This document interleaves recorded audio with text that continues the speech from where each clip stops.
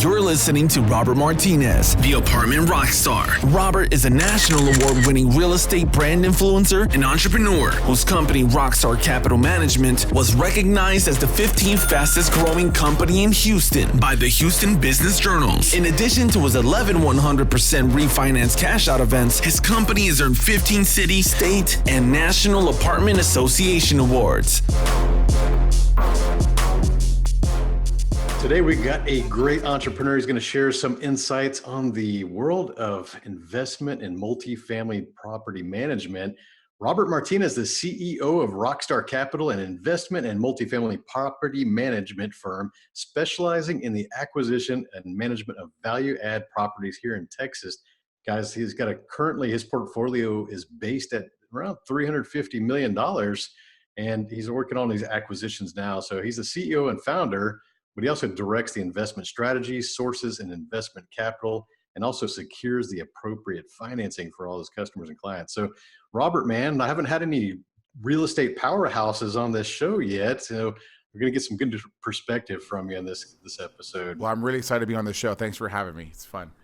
So one thing I was attracted to you, we were submitted by a mutual friend, is that you are heavily into the personal development space as well. It's not just about business. And I started to find that most of the highly successful business owners out there have been involved at some level of this personal development space.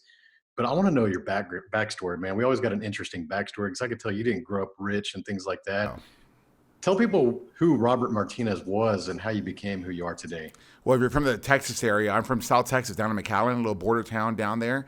And you know, I was like everybody else. You know, I was told to go to school and get good grades. You know, my dad worked for Whataburger for 40 years, which is a major fast food chain here in Texas. And I went away to school and got an engineering degree because, again, you're told to get a good job and get good grades. And, you know, I went to Moody, Houston in 97, went to work in the oil and gas industry, became a sales guy, and then did all right there. There's a lot of people out there maybe have grown up with that same background story. Well, hey, if you can make six figures, you're going to be successful. Like, what do you think about that nowadays? You know, I've got a couple mentors on that, right? That have helped me recondition myself, right? Because you're conditioned to believe six figures is good, right? One of the mentors would say to me, you know, what gets in the way of a great life? A good life. A good life. You know, and we're all taught that six figures is a good life. And it can be, you know, but it limits you. I mean, why do you have a cap? Why is it okay to have a ceiling? And it's because somebody else put that ceiling on you. Another mentor like Grant Cardone, you know, I've been in his office with my two children. You could find that on YouTube. It was July 2018. You know, it talks about 10x. Everything, you know, if you ask somebody, you know, that we know how much is a lot of money, they might say $1 million. But you know, you're like, wow, it is a lot of money. But you talk to the son of a billionaire, he's not going to say $1 million. He's going to say like 100 million. He's going to say 100 billion. He's going to say a big number, right? Because he's at a different level. And so you've got to recondition a lot of your mindset and a lot of your thought processes that somebody else, the rest of the world, put on you. Go to school, get good grades is one of those. You know, you've got to really just be who you are, realize it's you versus you, and go out to life and see what you can do. Dude, that was a good subject you just touched on. The changing of your mindset as we gain experience. I actually, you know, we hear about you're going to be a millionaire before you actually have a million. You have to think like a millionaire before you become a millionaire. We hear this a lot. And I'll tell you that when I became a millionaire, I didn't know really like what that meant. Because back then, this was like, you know, about 10, 15 years ago. A lot of times people just didn't have the experience. Like nowadays we can fire up YouTube and internet and find these things and, you know, these podcasts. I didn't have all that stuff. So I didn't really know anybody that was a millionaire. So it's kind of funny because when it became that success, I kind of thought, did I get lucky? Did this is like lightning struck and it's never going to happen again? So you had a lot of self-doubt, even with the financial success. Did you feel that yourself? I think everybody goes through that, right? Because, you know, your biggest obstacle in life isn't what you think you can do. It's what other people think you can do. Because they tell you that this is who you're going to be.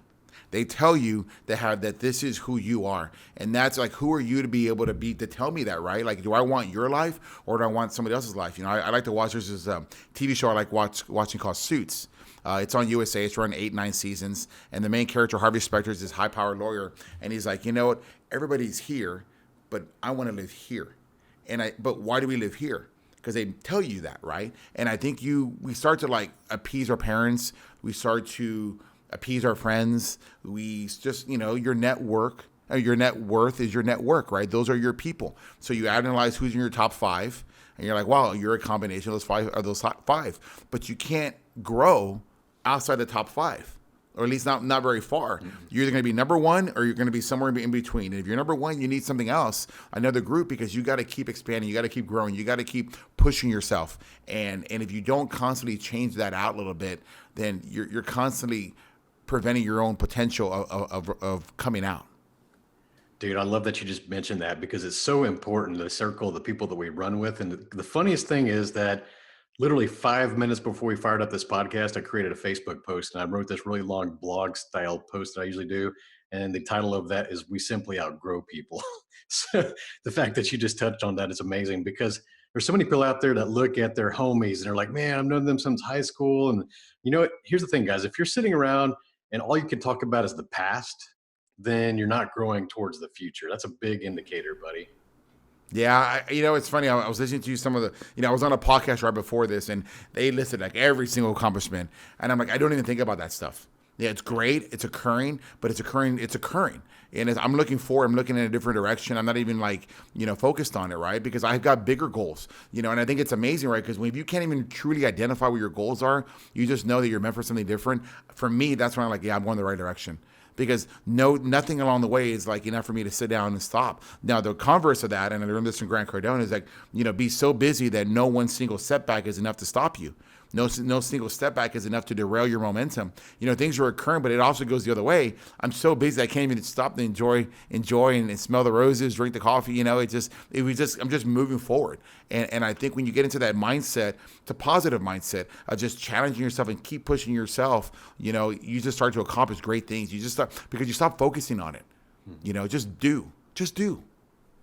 Yeah, and there's a funny label that goes around in society of the whole workaholic and things like that you get labeled by these people who are generally just kind of lazy and complacent, honestly, because I've never met anyone that loves their job that says that to other people. Like I love what I do, and I can tell you love what you do. You have this high level of energy about it.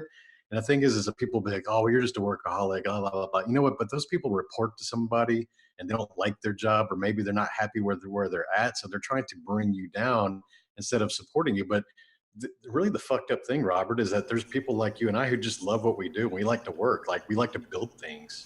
Yeah, it's certainly that. I think you found a passion. I was the same way. I remember when I was working in oil and gas sales, and I was okay. I was good at it. I didn't like it. I was good enough to make 6 figures, but it didn't push me anymore. So I was happy making 6 figures. I didn't push myself to evolve more because I didn't want any more responsibility. I liked what I was doing. It was good enough, and it paid the bills and what have you. But man, it was such a damning mindset, right? Like, well, how did I get like that? And I remember enough times of them playing with my commission plan, because I learned to kill what I'm going to eat at night. That's a good sales guy. Low base, high commission. And I credit a lot of that with my success today. But I remember looking at myself and thinking, is this how it's going to be? And then I looked at my dad. My dad worked for 40 years at Whataburger. Smartest man I knew. I mean, I don't know if you know anything about like number sense and slide rule and, the calculator. My dad could do all of that. He was just like amazing. You can give him complex, mathematical equations or formulas or computations. He could just spit it out, right? Because of his just high wiredness. But he never achieved anything further than what he did at 40 years at Whataburger. It was a waste of who he was, And I said, is that what's going to happen? Is this what 40 years looks like, And then luckily I was blessed to have my mom, who has never met anything that she couldn't do. Whether she could really do it or not, she believes she can, right? And I think I was came into that, and I realized that I was wanting to do something a little bit different, wanting to do something a little bit better, and that's how I fell into real estate. I was looking into to try something new. So what led you into the real estate side?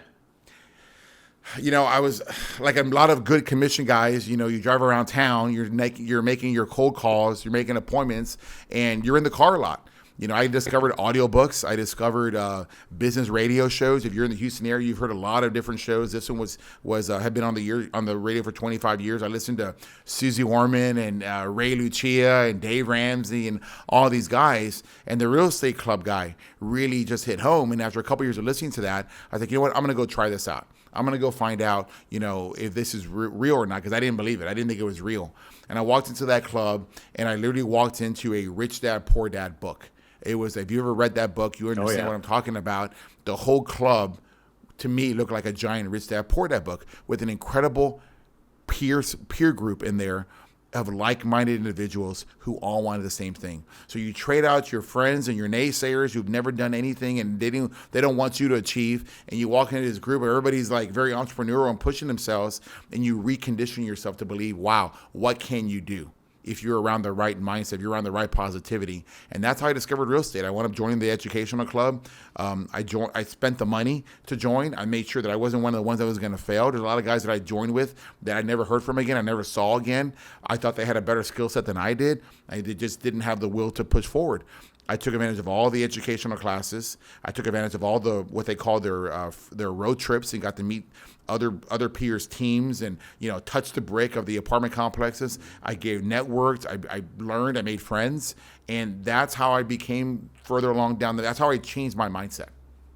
Man, what I'd really like to recap on that is it shows that you've taken a very serious approach to investing in yourself and your knowledge and gaining really the proximity of the people who have the answers, man. That's the thing, is that there's so many people out there looking for the information nowadays, but they go for the wrong place or they go for the cheapest offer, man. They're not really investing in themselves. It's like, dude, you're not going to get the same results by doing this. And I'll tell you, I like that you said you paid to go do these things, because there's a whole lot of free stuff out there. Let's be honest. But you and I both know it's not the same level of quality. And here's the other thing that I've found, even as a business coach myself, is that when you start to raise your prices, the people show up on time, they take better notes, and they actually take the actions, man. When things are cheap, they just kind of just don't really take things as seriously. Dude, I've given out, and I know you have too, we've given out millions of dollars of free advice, haven't we? Just free, just friends, Content. people we know, people like questions, like millions of dollars, like valuable information. How many of those people have actually taken that advice when you give it to them for free and actually did something? 1%. There you go, dude. There you go. So you can listen to all the podcasts in the world. You can gain a lot of information from people who are out there crushing it. But a lot of times, unless you're going to take the actions, why do that? But I'll tell you, I still have mentors. My mentors are Ed Milet and Andy Frizella. They'll be at the RT Syndicate event this weekend. And the thing is that, that's almost a 6-figure investment to be in that circle. So you don't think I'm going to be paying attention and taking notes and getting as much face time as I can with my mentors? Absolutely. It's very similar in the real estate space. A lot of my peers, they chase after the Section 8 housing or the government housing. They're like, wait, what? Why? Why do you want to chase a market where the people that live there didn't pay to live there? How do you think they're going to treat it? They have no emotional attachment. Have you ever given a business card to somebody randomly that you didn't know, you're not going to be doing any business with, and you lose that card, or you walk out of, somewhere, and they give you a flyer as you're walking to your car? Is you look at it, it's nothing, you throw it away, right? I don't know how much they spend on it, but it's a waste, right? And you don't do anything because you didn't ask for it. Somebody gave it to you. It's the same way with the Section 8 housing, and I think it's a similar example to what the point you're trying to make is that if there's no emotional attachment, why are they going to care? Certainly in the real estate space, they're not going to take care of their apartment.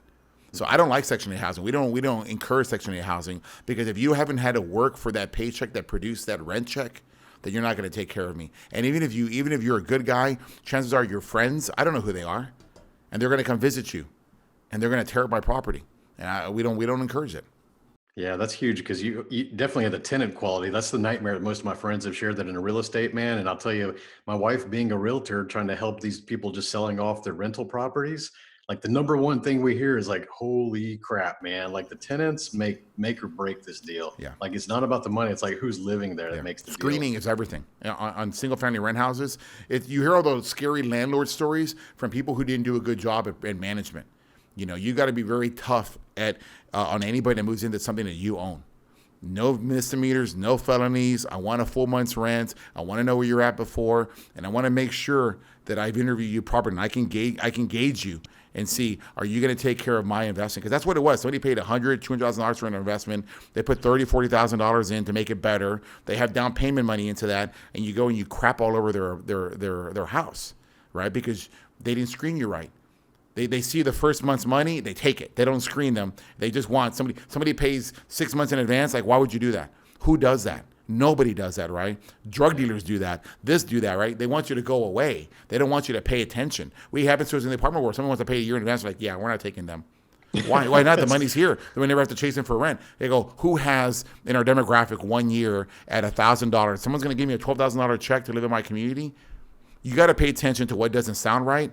If it quacks like a duck, if it walks like a duck and it sounds like a duck, it's probably a duck, right? Yeah. And so pay attention to the signs. But that's where the issues happen in landlord horror stories. That the people don't do their due diligence. They're in such a rush to move somebody in and start making a little bit of cash flow. So did you do different aspects of real estate, or did you go straight into the rental property business? Yeah, the club that I joined, I thought I joined for the reason of doing single family rent houses. I thought that I was looking for a way to subsidize the income that my employer at the time was monkeying with my commission and taking away from me. So, it would have been buy a house, make $400, buy a second house, maybe add another $300 to $400. I would be like, that's great. That's, I'm still working, but it's subsidizing, right? I walked into the second day of the training and the education, and I got exposed to multifamily real estate, and I realized, whoa, what a different animal this is, right? Because in single family, the biggest difference is that you can't have scale, very big scale with single family, and two, your value of your house is based on your comps. The value in your apartment complex is not based on your comps; it's based on the apartment complex, which is because there's an NOI. Income minus expenses is the NOI. So the bigger that NOI is, the more viable it is to the lender. The valuation goes up, right? I can't, if you were to own a single family house and raise it $100 on your rent, that's great. You added $100 to your cash flow. It didn't increase the value of your property. But if you raise, I don't have somebody has my phone. If you have a $10 rent bump on 100 units, maybe you can do the calculation with me. A $10 rent bump on 100 units, that's $1,000 more a month. Right, that 1,000 times 12, right? Because you get it every month is now $12,000. If you take a 6 cap, take the 12,000 divided by a 0.06, that's a monster number. Well, it's hundreds of thousands of dollars of valuation that you just added to your property that you can't do that in a single family house. So if I'm understanding that correctly, it's because you can charge more rent and you've proven the rent is higher, the value of the property is higher. Is that correct? So the property is based against the NOI, the net operating income, and then the lender applies what's called a capitalization rate, what the reasonable return that someone's willing to pay if they paid all cash for the property, right? So in this example, again, if you do $10 times 100 units, it's $1,000 times $12,000, just $10 rent bump, okay? Divided by 0.06, I created $200,000 of valuation for that property. What if I could reduce expenses by $10? What if I train my staff, hey, don't be going through all the, the hefty bags so quickly. Really, fill them up to the top, not halfway. What if, saving a couple boxes saves me $10 a month? I've added valuation to my property, right? So it all goes back to the NOI. If I can raise the income or if I can reduce the expenses. The easiest way for us is resident retention. Making sure that when people move in, they don't move out. They renew. Because all the money we make in real estate happens when people renew. And the reason is that it costs me money. It costs me $1,500 to $3,000 to move somebody in, right? If you ever own a rent house, you've got to get it rent ready. Well, the same thing in the apartment world. But if they don't move out, what happens? I don't have to get it rent ready. Yeah. And I probably get a rent bump. So not only have I increased the NOI because they didn't move out, I've now increased it again because they're paying more rent. I like this, man, because it's very similar to the business valuations, all based on your EBITDA, right? Your multiples 3 to 5 times your EBITDA if you got a unique branding and propositions. I didn't even think about these multifamilies really being like their own business, is what it sounds like. I have 23 businesses, and it's my 23 communities, right? Because they're all independently valued. And they can all be sold independently. And they all have their own team. They have their own property insurance. They have their own property tax. It's 23 different businesses you own. Awesome. Did you really just create like 23 different LLCs, or is it all under like an umbrella? Yeah. Okay. Yeah. No. Every one of our investors, we only do LLCs. So if you put 10% of the money in, you have a 10% voting rights, 10% ownership in the property, right? And so it's we have 23 LLCs. There's no general partner. There's no LP, GP. It's everybody. I'm the managing partner of the investment. I have a voting right associated with my earnings as well, with my investment contribution as well. So when you first got started and you got your first multifamily unit, what was that? So my very first one was in 2010. That was the first solo one I did. I got involved in the business in 2007. I had a business partner at the time, primarily because I was scared. Primarily because he sounded he was British, had a great, gecko type of voice. He could charm you and very debonair. He had a little bit of real estate experience flipping single-family houses in London, and I had local market knowledge. What I realized today is I just was afraid. I was afraid. I wanted someone to hold my hand. And between 2007 and 2011, I ran 2,000 units and over 10 properties. And during the recession. And again, my sales background came into effect. I knew how to sell. I knew how to get the most out of my staff to properly deliver the right unique value proposition with the prospect coming in, and they realized this was the best deal for them. So we were able to survive the recession, put people out of business, and because that's what happens, right? You put people out of business during the recession. It's either them or you, and we survived. In 2010, I was able to buy my first property. So before I ever took a dollar from anybody, I had operated successfully 2,000 apartment units on 10 properties. It was 118 units. Built 1984. It was comprised of all 2 beds, and I paid 2.9 million, which is, I think, if I remember right, $24,500 a unit. Today, that property is probably worth in excess of 100 to 105,000 a unit. It's made probably 350% cash flow, and if we were to sell today, it probably would generate another 350 to 400% out to the investors. So how often do you see like a pattern keeping the property and just owning those until you sell those? So our business model is to hold it for 7 to 10 years. So that means I want to fix everything day one that can possibly break in the first 3 to 5 years of operation, because I want to reduce the expenses. My thought is if I fix everything that could ever break, people will want to stay and renew. They'll see pride of ownership. My income will go up. My NOI goes up, and I can refinance the property. When I refinance the property, I get a new valuation. I do a cash out refinance like you would do in your house, but I do it at the millions of dollars level, right? And you pull it all out, you distribute it back to the investors, and then I do it all over again. I keep some in reserve. I fix now what's going to break over the next 5 years, and I do like another mini rehab, and we do the process again. Man, it seems pretty aligned there, because the 7-year mark seems like when all the appliances start to fail, you have to go back and refurb like hundreds of units. Yeah. So you kind of sell it off before you get to that point and have to replace everything. Yes. That's exactly it. You want to hold it. I've only sold one asset. It was a Class A asset that I bought in 2014. Market conditions is why I sold it, but I haven't sold anything else yet. That's good stuff, man. Long-term holder. I want to touch on the partnership thing, not specifics to that gentleman, but I think a lot of people do get into partnerships because they want to jump off the cliff holding hands with somebody. Like you said, it's a security thing. What are the mistakes that most people think, make? Or actually, let's reframe that. What are the qualities in a partner should somebody look for? I don't believe in partnerships. I don't. I've learned my lessons with that. I think that it needs to be run by one person. One of my mentors used to say that the only thing with 2 heads is a serpent or some sort of mythical creature, and I think he's right. I think you need to have one person. It's got to be clear who's in charge, and you've got to be able to that person that goes out there and basically dictates the strategy and make sure that the execution of it occurs. I think people choose partners because they're afraid. They're afraid they can't do it. They give up a lot. I look at if I could have done that back in 2007 instead of waiting until 2010, 2011, I left millions of dollars on the table that I made for my business partner. And if I had just learned on my own like I have been before, then I would have been better off.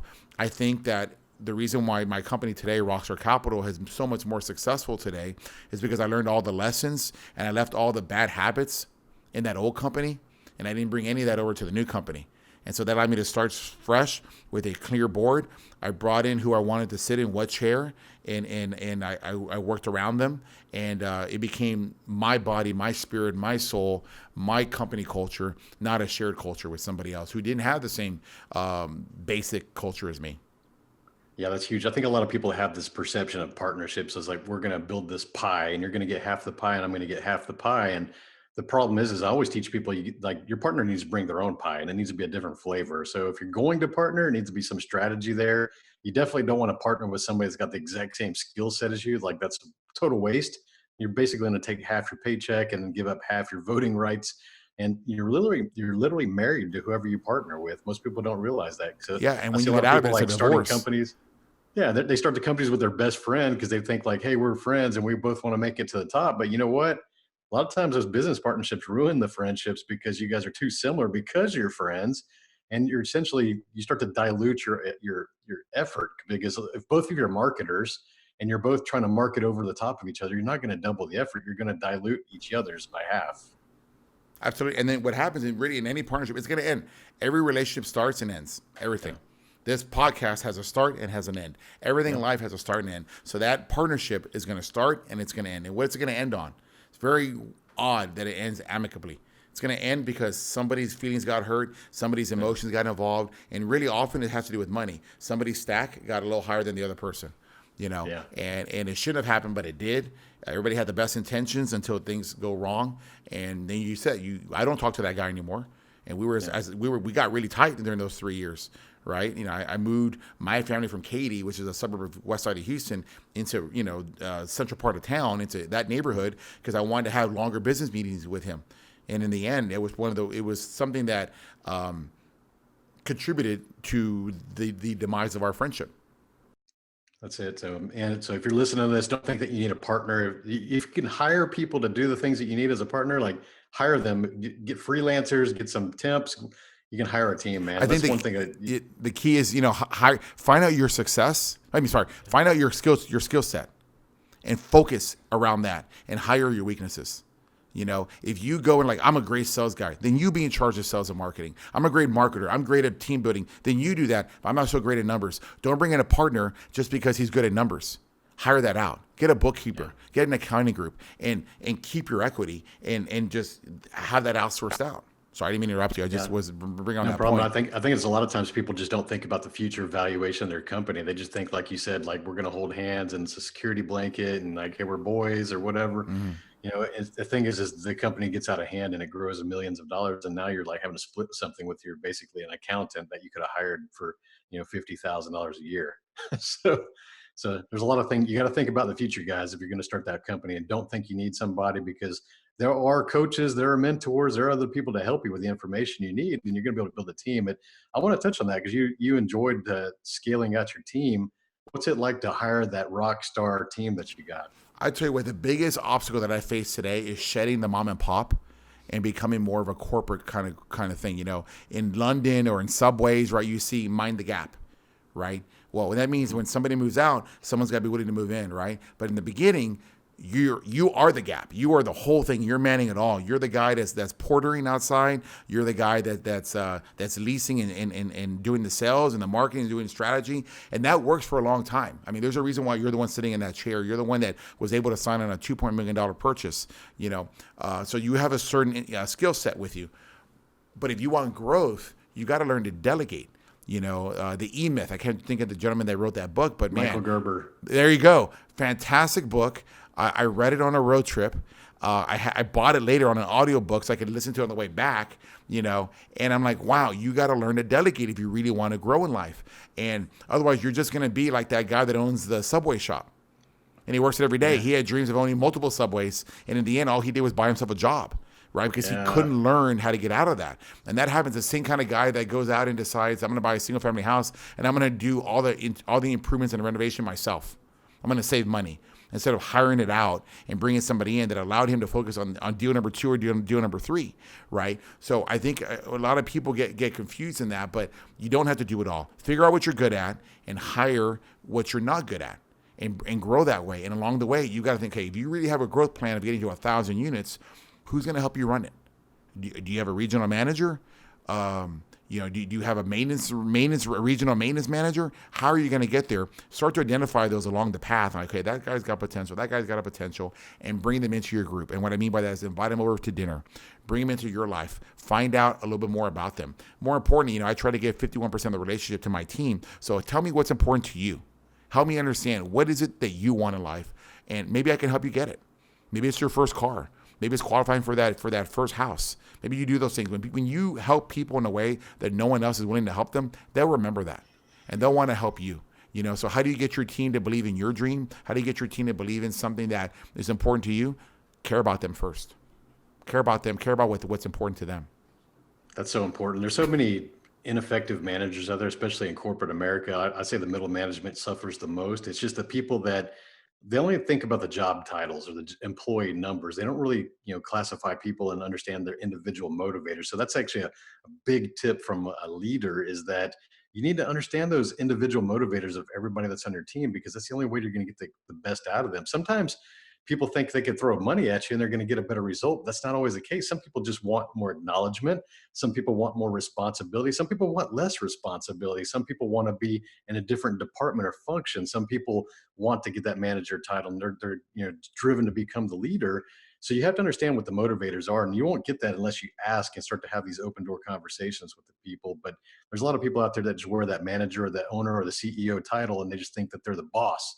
And nobody likes to work for them. They got a high turnover rate, and that's probably really similar to your multifamily turnover rate as well. Every time you lose an employee, you have to train somebody. That's a big cost, man. Yeah, you got to communicate, right? The reason why you don't know the answers to those questions on what motivates them because you didn't ask.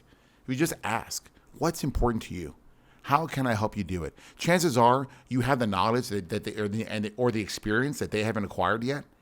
And you're like, you know what? Don't go to that guy to buy your first house. I know how to do this. Don't go to that lender. Let me get you in touch with the bank. I know the bank president. Let me see what he can do. Oh, you got something with your credit. Hey, he said come back in 3 months. Pay that off right now. Get your score high enough, and now you can qualify. The other guy they went to would never have told them that. They're just another number, right? But because you showed them, you helped them, they care. Right. And so you're right. You got to find out what motivates everybody. Everybody has a emotional attachment to something, and there's something that inspires them. There's something that motivates them. There's something that scares them. And you got to find out what that is and see what you can do to take away that fear or help them find that motivation and encourage that inspiration for them. Absolutely right. So what was your last question you asked about? Was it? I think you summed it Did up I answer there pretty okay. well. Yeah. So I go on tangents sometimes. I apologize. You nailed it. So another thing that's a big thing about these companies is the culture and the core values. Wait, let's explain what Rockstar Capital was. The culture there. Recently I had Tarek El Moussa, who's the one of the stars he's the star of Flip or Flop on HGTV, and he found me on social media. And he heard about us and wanted to know who we were. He's got his experience in single family houses, and he wanted to network and get more familiar with multifamily. And he came and he found us on Instagram.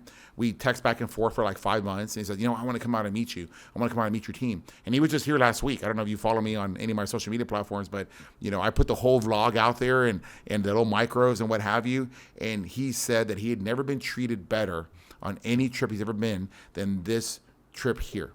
We rolled out the red carpet and we gave him full access to the books, full access to our apartments, and created a friendship and a relationship with him. And then maybe there might be a future project, down the line for us, right? But it's that's just having a sharing mindset, and that's what separates us. I cared enough that I was willing to do that for him. I know what he wanted. I know what I wanted from the experience. I wanted the co-branding. I wanted to be able to share that and show that I'm an industry leader as well, right? That people are coming to show. So you communicate what each other wants, and you help each other get it. He wanted a little bit more knowledge. I wanted a little bit more exposure. It's worked. I mean, my Instagram following is huge right now. Versus the previous year, I more than doubled it in the last week. Right, just from having exposure like that, right? So you got to figure out, what everybody's angle is, and try to see if you can address it. Yeah, that's big because what I'm hearing is a growth mindset there, because we've both realized that there's an abundance of success, that there's no limit of success available, and when you start to collaborate with those kind of people and help them, and they're helping you, like it's a win-win of everything. And there's a lot of people out there, and especially real estate, automotive, all these different industries that are just very much guarded secrets. Like they got the deep secrets. Like, come on, man. Like the stuff that there's a lot of people that know that. And it's like you could tell everybody what you know, but it doesn't mean they're going to go do that or be your highest competitor. So it actually makes you actually appear more trustworthy and nice to actually share those things, because there's nothing really proprietary or super strategic. You know what I mean? Because like you can give them the advice. They're not going to compete with you anyways. A lot of times it just kind of goes in one ear out the other. But if you start to be that transparent guy, helping everybody, just giving them some general business knowledge and, really just supporting them any way you can, then all of a sudden they're going to get more business as a result. People haven't figured this out yet. I think you're right. There's a lot of scarcity, abundance mentality, misconception. I had it too. I've been through my own little lessons of learning that, where I would share something with somebody. Next thing I know, they would start doing it themselves. And you'd ask, oh, hey, so that tip I gave you is helping, huh? I'm like, what tip? Oh, so you don't remember that I gave you that tip. You don't remember that I talked to you about culture and team building. You don't remember that okay. So then, that creates a scarcity mentality. You're like, oh, I'm not going to share anything anymore. But then I started thinking about, why am I like that? Why am I acting like that? It's because I think he's my peer. I think he's my equal, and he's not. He came to me, right? I'm operating on a different level. So you know what? You can imitate, but you can never duplicate. That's a cheap Chinese import. I'm the original thing. I'm American made, right? You're just trying to copy my design. That's okay, because you don't get the spirit of what caused me to think that. So you're going to need ideas. And again, you can't refill that pipeline again, right? So then now I actually went just the other way around. You mentioned earlier about, giving away your best content for free. You're right. You might have one guy that does something for it. But if I let myself think that we're on the same growth plan or same level, that's when it bothers me. He's living here. I want to live here. Remember, we talked about that, right? And so it's like, so now I have a whole website called theapartmentrockstar.com that has all my content on there, free. I don't have a single product for sale today. There's nothing that I produce. It's all documentation of my own legacy, documentation of things that I'm building, and you can copy it, you can use it, or you cannot. I try to give credit to Grant or to Gary or anybody that I pick up something from, and I try to reference it, to you on this podcast, right? Because 99% of the people won't do anything about it. But what is it? What do I care? I have a different plan. I have a different growth platform. I have a different destiny that I'm trying to hit, a different mindset that I'm trying to live at. What do I care what's going on behind me? You keep looking back, man, that's going to hurt your neck. You got to keep looking forward, right? Yep. A lot of people are just focused on the past. We can only really change the present moment. I mean, this moment you and I are talking is the present moment. We can only change things now. We can future forecast. We know where we want to go. We can see the version of ourselves that we want to become, and we start to operate and think like that future version of ourselves. But too many people really hang on to the past, man. They let that story and that sob story really dictate the things that they're not doing today. And it kind of blows my mind. Yep, absolutely. Absolutely. So let's talk about the importance of social media and putting your story out there, because I know that you're doing these videos, and I watched a couple of your vlog videos and your social medias. You're very active, but were you always like that? It's really funny. I'm glad you said that. I was very active, especially in the early years, and I wish I had a camera following me, show me around. But what happens is you get a little complacent. I went through a life change in my life a few years ago, and it really made me question a lot of things in life, and I started not working as hard as I used to and started living off of yesterday's successes. And then, I got re-inspired again. And I think one of the things that helped re-inspire me is that I had a new group of people around me, a production team, and man, they don't have any time for you to sleep in bed. Sleep in. They don't have time. They have a schedule. They have things to do, right? These podcasts today, I totally forgot, right, that I had this on the schedule. Somebody reminded me a week ago, but I got so much going on. I'm like, you know what? It's not. That's their focus, and they're, every time that I do something, I'm moving the needle. If you think about that, you'll have a different mindset. I'm so blessed and happy to have my production team and happy the people around me, because it does motivate me again. And now I'm starting to feel like myself again after my life change and kind of going through it. And so it's like I'm having a hell of a time, man. It is fun. And when I'm able to eliminate the noise, then I come up with new strategies to help my company rise above the noise. I love promoting our business. And it's a lesson I got from Grant Cardone. It's directly, he told me that sitting there at the table. You promote or you demote. You're promoting it or you're demoting it. How am I going to know how good you are if you're not telling me, right? You got to tell me who your accomplishments are. I mean, you read some of them at the beginning of the podcast. How are people going to know who I am if you don't tell them who I am, right? And so it's like you have to do that. We're so conditioned by mom and dad, color between the lines, keep quiet, don't say this. When kids just talk, right? And we're like, no. You should change that. I wish I could go back to my kids, when they were younger, and I would encourage, no, talk loud, tell them how great you are, right? And one of them gets it. I mean, one of them, it's a quick little story. I went to a parent-teacher thing, and there was a bunch of other parents outside. We're waiting our turn to go talk to the teacher right in the hallway. So, you're Ryan's dad, huh? I'm like, yeah. Well, my son says your son is the fastest in school. Oh, really? My son says he's the strongest in school. He says he's the smartest one in the classroom. Really? Now, I don't know if Ryan ever really is the strongest or the smartest or the fastest, but Ryan believes he is. Right? And when you walk around and you talk to that kid has more swag than anybody I've ever met. And I'm like, dang, that's how it's supposed to be. I can't wait till that young man grows up and to see when he doesn't have any challenges and no obstacles, and he's got his daddy telling him to ignore the noise, right? And just be who you're supposed to be. Man, I can't wait till he might be. He might be president of the United States, or he might run a prison gang, but he's going to run something, and I'm excited for that. It's going to be a lot of fun to watch him grow. But that's where we're all at. We got to just let ourselves be who we're supposed to be. Yeah, there's so many people out there scared. Even for me, 2 years ago, I was not willing to stand in front of a camera. I was Yeah. always like taking photos, but not standing in front of photos. And I had this incredible story to share, and I was getting a lot of results by helping my friends start businesses. But they were like, "Man, you should be doing this full time." And guys, I was just scared. I mean, we're all hypercritical of ourselves. We don't like the way we look or sound or do these things. And I said, I need to quit being a bitch, really, and just like, just put it out there. And so I had to train, man. I took public speaking classes and training, and started competing in public speaking competitions, and now standing on stages around the country. It's a crazy 2 years, man. Just really just calling myself out, because I knew that the life that I had, the impact that I wanted to create, wasn't going to happen by me hiding in the shadows.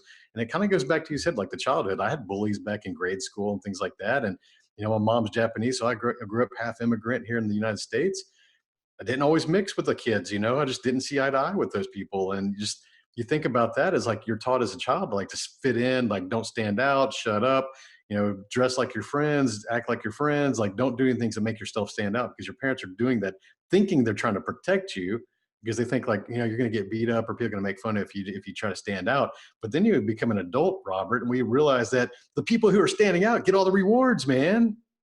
They get all the rewards. Like people who blend in, you don't get shit.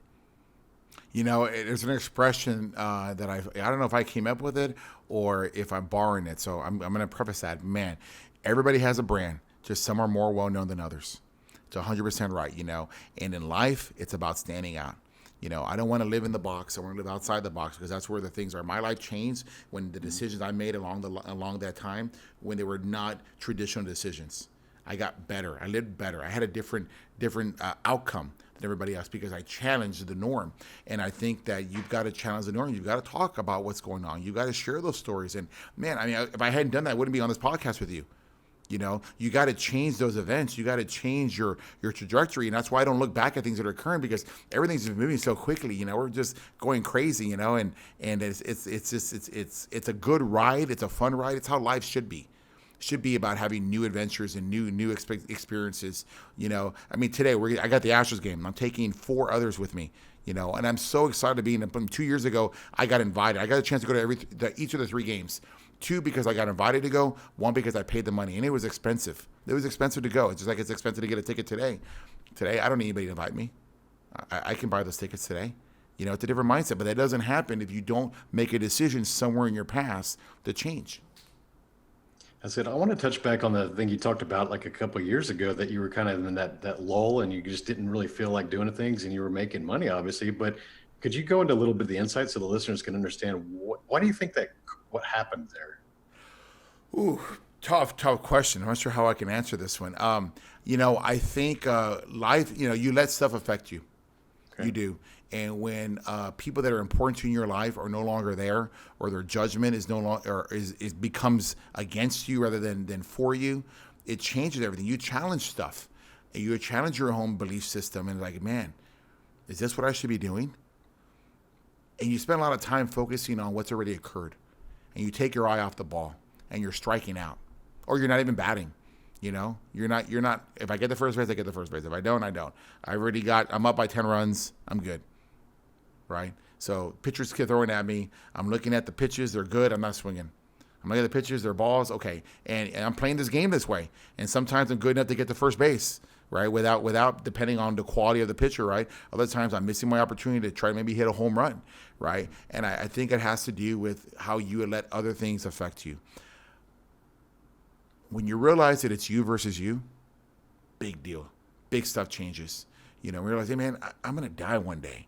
And I'm not going to think about why I didn't do this or why I did. I am going to be thinking about why I didn't do this, why I didn't do that. Mm-hmm. Right? And why didn't I have a better life? Would that have been better to me? Would it have been a better situation if I helped that person out? Would it have been a better situation if I rode up to that girl and asked her out? Would it have been a better situation if I signed on the dotted line and challenged myself? I got a property down in South Texas. It's a Class A. It's a tough property right now. We talked a bit about, a big BP contract. They want to put a bunch of leases down there. And it's a struggling property. I bought it knowing it was going to struggle. And I could avoid the easy path. But you know what? I want to learn, because that's how you're going to learn. If I figure this out, I'm gonna figure something new in my life out that I'm going to change and add to the rest of my portfolio. So I think you've got to find your inspiration, and you've got to remember who you are. And once you do that, man, you can do amazing things. You can move that needle. That's huge, man. Because I think a lot of times we fall into that complacency trap, especially when we start making some kind of a comfortable income. And I'll tell you, throughout the corporate world, I've visualized this in the Houston area. We can live pretty well on a six figure, low six figure. I think most people, when they get it around 100 to 120,000 income, is when they start to tap out and be very complacent. And they, whatever the drive was that got them to that point, they just lose it, dude. It's just gone. It's like they start to live the exact same year, like 40 years in a row. I think because they're around the same thing every day. Yeah. They're networked. Look, we all want to have that barbecue. We want to live in the end of the cul-de-sac and have the big, neighborhood barbecue, the neighborhood, whatever. And you sit out there and you become around everybody else, and really nobody gets out of that bubble, because you are the bubble. You're in the bubble. You can't see the other world outside of that, right? And you realize, man, if I just make a change, I can change my zip code. If that's important to you. If it's not important to you, I can maybe improve the quality of my kids' life. I can send them to a better school. My kids go to private school. I pay basically what it takes to go to Harvard for those kids right now. And I never thought I would have been able to be in that situation if I hadn't challenged myself, right? And so, when you go through these things and you realize that there's something else out there, then you just got to find your pressure point. What is your pressure point? Is it your children? Is it your own personal satisfaction? Is it taking care of a sick family member? Is it, trying to make sure that you leave a legacy behind? Once you identify what's important to you, things change. Things change. Man, that's big because I'll tell you an example for me was about 2 years ago when I decided that I wanted to go out there and write a book and be a speaker and help people. I got a lot of pushback from people that I thought were my friends. And you kind of touched on that as well. Like you start to get these critics who you thought were your friends, and you've gone on vacations with them, had dinner with them, people that you really thought you knew that would support you. If they see you trying to improve and leave that bubble you talked about, when you're trying to climb over that wall and leave that box that they're hanging out in, a lot of times they're going to throw stones at you because they want you to fall down back in the box with them. Because here's the thing is, a lot of people out there are surrounding themselves with people who are all perceived as equals, right? They all think we're all equals. And then here's Robert, here's Tony trying to climb out of this box and become better. Why? It's like, we're comfortable where we are. Like, I don't want to do any more personal development. I don't want to get in shape. I don't want to make more money. But here's these two jokers trying to climb out the box over here. And instead of like climbing with you or throwing you a ladder, they're just like trying to drag you by your cufflinks and grab your pants and like pull you back down in the box, the whole crab theory. And it's like so true. And I didn't experience that until a big way, until really the last 2 years. And my wife and I, we woke up at New Year's, actually this year, 2019. We went to Colorado for the holidays and we were there, and we woke up on New Year's Day and we said, you know what? Let's work as a team and just get rid of anybody that's causing us some kind of negative, toxic emotion in our lives. And so we both wrote down a piece of paper. She wrote down the names that are bothering her, that people we knew, and I wrote down the names that were bothering me. And then we just deleted all those people from our social media that day. And I'll tell you, like, our life has never been fucking happier like this entire year. We're here at the end of 2019. And when you can get rid of those kind of people that are toxic and making the passive aggressive remarks or rolling their eyes at your success or giving you the half-ass golf claps, dude, your life will become so much more powerful when you start to eliminate those people from your life. 15 years ago, I was with a really strong church group. This is like a Bible study group. We all had babies at the same time. We all, kind of were growing. And, as you said, exactly what happened. I changed. I started having different kind of conversations. I started, talking about different things. And, fast forward 15 years later, all but one couple, I don't talk to them anymore. And the one that I do works with me now. And he's seen the rise. He's seen what's happened over the last 15 years. And, he was not a hater. He was a proponent of that, right? Mm-hmm. And I'm so happy to have him around me. He's like a part of my old life, right, that I remember. But those guys are gone. And I didn't ask them to leave. They just kind of like fell out by themselves, right? And it's really hard, right? But, I don't think you hit it a couple times, right? They become the naysayers and they become toxic, and you have to make a decision and a choice. Family too is the same way. They got to come around on their own, and they will. They'll come around on their own once you continue to prove, the process and the concept over and over again, and they'll want to be a part of it as well. Yeah, I think I have seen some come around over the years. I mean, the thing is, if we evolve and pivot and try to improve our entire lives, people come at their own pace, man. Not everybody's on that personal development journey, and sometimes they discover it later, and then they come back to you. And they're like, "Man, you were right all along." It's like been like 10 years. Like no shit, dude. Like glad to see you finally catching up. And it's unfortunate so many people fall in that complacency trap, but it is so important, man. Listen to Robert. He's telling you guys, You got to surround yourself with people who challenge you, and you got to see. And if you can surround yourself with people who see the potential in you that you don't even see yourself, man, that's even a bigger blessing. I think what's really helped me a lot with my new family, this new group that I have, right, my new network, is that we all drink the same Kool-Aid. I share with them what I learn. And that's a mistake that I don't know if it's a mistake. I just didn't know any better. I didn't share what I was learning with my church group back in the day.